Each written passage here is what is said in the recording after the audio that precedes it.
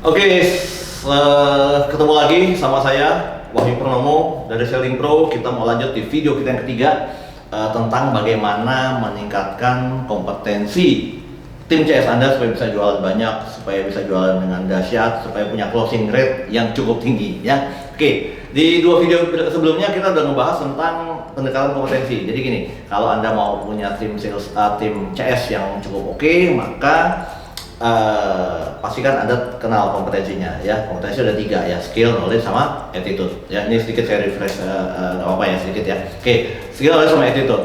Kita di video pertama kita juga udah ngebahas cara analisanya. Problemnya dia ada di mana sih? Di skill, di knowledge, atau di attitude gitu ya. Itu udah kita bahas. Kita juga udah bahas gimana meningkatkan skill, meningkatkan knowledge. Nah, di video kita kali ini kita akan ngobrolin tentang meningkatkan di area attitude gitu ya. Nah, sebelumnya sedikit refresh juga, ingat kalau skill itu adalah suatu hal yang dia mesti punya contoh, dia bisa lihat, kemudian dia harus mempraktekkan. Itu termasuk kayak cara dia menjawab, isi jawabannya apa, kata-katanya seperti apa, itu adalah bagian dari skill. Kalau bagian knowledge itu lebih ke pengetahuan, lebih kepada product knowledge, knowledge tentang SOP gitu ya, knowledge tentang karakter customer gitu ya. Itu adalah bagian dari knowledge. Di 2 video berikutnya sebelumnya juga kita udah bahas gimana cara melatihnya. Nah, kali ini yang paling penting adalah juga di area attitude.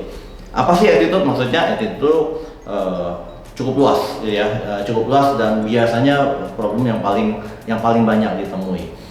Lebih ke arah apa? Contoh, misalnya CS yang baperan ya kan.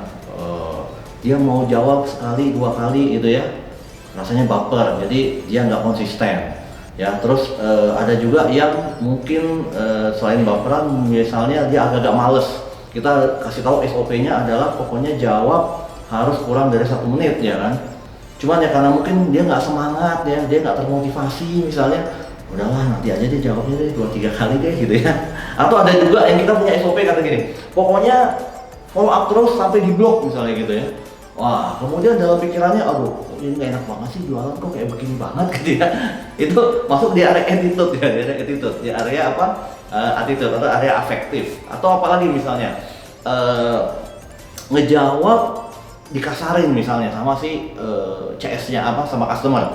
Ya jawabnya nggak enak, wah dia baper, wah dia jawab lebih marah-marah gitu. Akhirnya bukannya closing malah berantem gitu ya. Itu kadang-kadang juga kejadian seperti itu. Atau misalnya kita udah kasih SOP, 3 hari sekali Anda pokoknya follow up lagi sampai di blok pokoknya gitu ya. Akhirnya dia nggak follow up lagi, 3 hari berikutnya setiap 3 hari dia nggak follow up lagi. Begitu dia mau follow up, dia nggak mau, dia ragu. Kenapa? Karena dia ngerasa nggak enak sama customernya.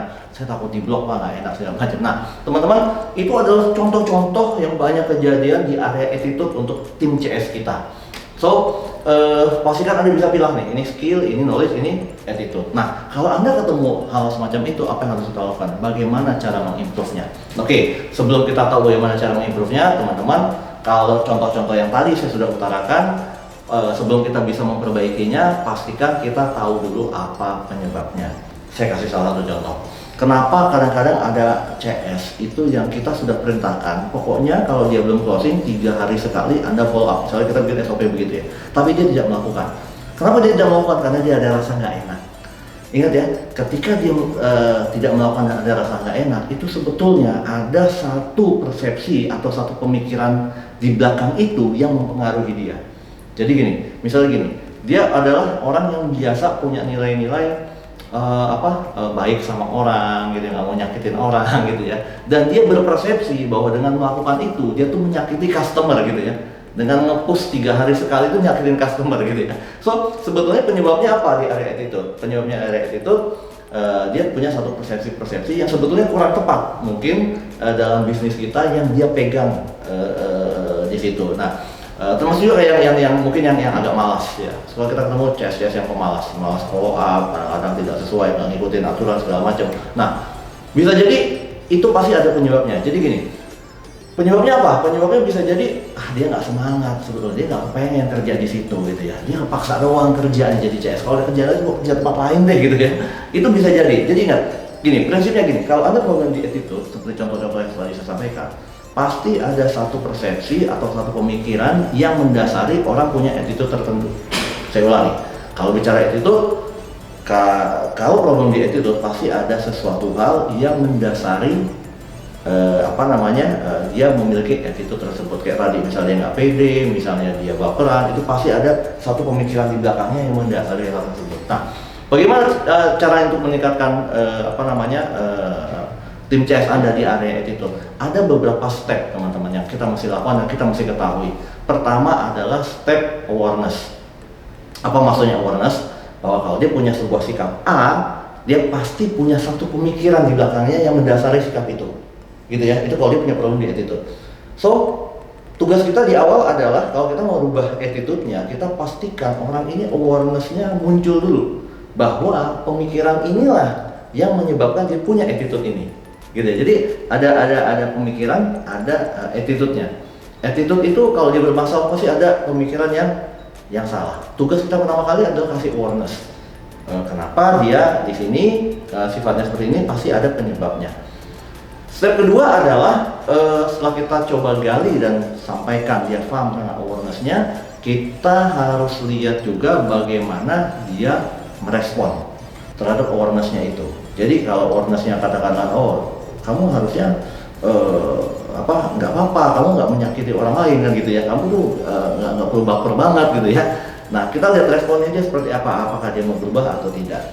Secara sederhananya begini, yang Anda mesti lakukan. Kalau Anda ketemu tim CS Anda problemnya di attitude, misalnya nih, ketemu customer yang jawabnya agak kasar, dia malah marah, dia malah jawab kasar lagi. Ingat, itu adalah sebuah sikap di mana dia punya sebuah persepsi atau pemikiran yang mungkin salah di bisnis ini. Yang Anda mesti lakukan adalah Anda datang, Anda tanya, ingat jangan dimarahi terlebih dahulu. Biasanya kita langsung tegur. Kesalahan kita yang sering terjadi di area attitude adalah kita tegur dulu, kita marahin dulu. Kita tidak solving the problem. Yang Anda mesti lakukan adalah Anda panggil, Anda tanya dulu. Kenapa sih kamu mendasari itu? Tugas kita adalah cari tahu dulu pemikiran di belakangnya, persepsi di belakangnya apa. Mungkin dia akan mengatakan, Pak, tapi saya sebel banget Pak dengan orang-orang seperti itu. Saya begini Pak, saya begitu Pak, gitu ya. Nah, di titik kita sudah tahu awareness-nya seperti itu, tugas kita adalah merubah awareness atau pemikiran, persepsi yang ada di situ. Bagaimana caranya? Jangan dikuliahi, jangan digurui, tapi lakukan dengan pertanyaan. Oke, kan kamu sekarang seorang CS. Kalau kamu punya sikap seperti itu, kira-kira hubungan kamu sama pekerjaan kamu, kira-kira bagaimana hasilnya? Tanya teman-teman. Jadi jangan Anda gurui. Biarkan dia berpikir. Dia akan berpikir, oh iya ya kalau saya misalnya terus-terusan judes sama customer saya, mungkin saya nggak akan bisa dapat penjualan. Oke, kalau kamu nggak dapat penjualan, kira-kira apa yang terjadi sama pekerjaan kamu, sama closing rate kamu? Kira-kira kamu bisa berapa lama kerja di sini? Jadi terus cari gali, terus sebab akibat yang mungkin bisa muncul gitu ya. Kalau dia punya sikap yang seperti tadi. Dengan pola tidak menggurui tapi dengan bertanya teman-teman ya. Nah, itu adalah salah satu cara untuk bagaimana merubah pola attitude. Jadi diajak bicara, ditanya apa penyebabnya, ditanya apa efeknya kalau seperti itu dan lain sebagainya. Cara kedua, Anda bisa kasih dengan sebuah cerita. Jadi gini, begitu Anda tanya, kenapa sih kamu kenapa sih suka baper kalau ketemu customer yang galau? Ya habis dia begini Pak, begini. Oke. Kalau yang bertanya, pola yang kedua kita bisa dengan bercerita. Kita bisa kasih analogi. Kamu tahu nggak, dulu pernah ada CS yang kayak gitu loh. Dan dia jadi nggak lama lo kerja di sini karena begini. Kasih buat cerita, sebuah analogi. Tidak menggurui, tapi menganalogikan. Setelah Anda lakukan itu, Anda tanya balik. Kira-kira kalau kamu seperti itu bagaimana? Ya, nah teman-teman, itulah pola kita kalau kita mau meng-coaching, kita mau melakukan development di area attitude. Nah, tapi ingat, seringkali kita akan atau Anda akan ketemu hal-hal di luar prediksi Anda. Contohnya begini, begitu kita bilang, gimana kamu dengan situasi kayak begini, kira-kira kerjaan kamu bagaimana? Mungkin Anda akan ketemu sebuah jawaban, biarin aja Pak, saya keluar juga nggak apa-apa Pak, ini Pak, itu segala macam ya. Nah, itu biasanya di area attitude yang sudah agak sulit untuk kita develop gitu ya. Nah, dalam case-case seperti itu pilihannya ada di Anda mau apakan CS seperti itu gitu ya. Tapi kalau dia masih merespon dengan perbaikan, maka pola itulah yang Anda harus lakukan ya. Demikian secara overallnya kita mau sampaikan untuk bagaimana meningkatkan secara attitude. Dan ini ada video ketiga kita, di video pertama, kedua kita juga udah bahas tentang skill sama knowledge. Pastikan kalau Anda terlewat, lihat lagi video kita sebelumnya, dan kalau Anda ada pertanyaan atau apapun silakan masuk di kolom komen, kita nanti akan coba bantu untuk menjawab dengan bentuk video jawabannya. Thank you sekali lagi, saya Wahyu Purnomo, sampai ketemu lagi di video kita berikutnya. Terima kasih.